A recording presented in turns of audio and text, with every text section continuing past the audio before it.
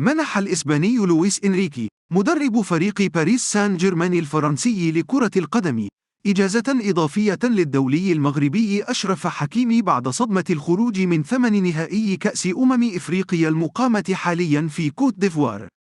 وأوضحت صحيفة لو باريزيان الفرنسية أن إنريكي قرر منح حكيمي إجارة إضافية لتجاوز خيبة الإقصاء من كأس إفريقيا والتعافي ذهنيا، قبل العودة إلى باريس لمواصلة التدريب الجماعية.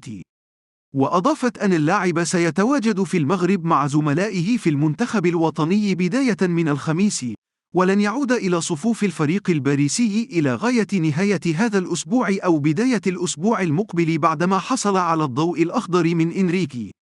وأكدت أن حكيمي سيغيب عن مواجهة باريس سان جيرمان أمام ستراسبورغ الجمعة المقبلة في الدوري الفرنسي، بينما سيكون جاهزا لمباراة ريال سوسيداد يوم 14 من فبراير الجاري في دوري أبطال أوروبا. واعتذر نجم باريس سان جيرمان عن تضييع ضربة جزاء في مباراة المنتخب المغربي أمام جنوب إفريقيا، والتي انتهت بتأهل هذا الأخير إلى ربع نهائي كأس إفريقيا.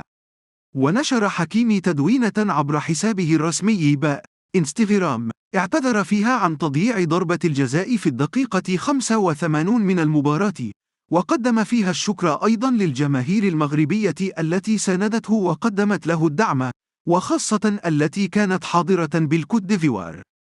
وكتب حكيمي: ركلة الجزاء، تحملت المسؤولية من أجل مساعدة المنتخب، لكن لسوء الحظ لم ينجح الأمر.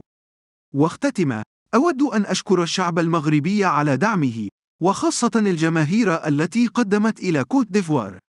سننهض وسنعود أقوى للمستقبل إن شاء الله.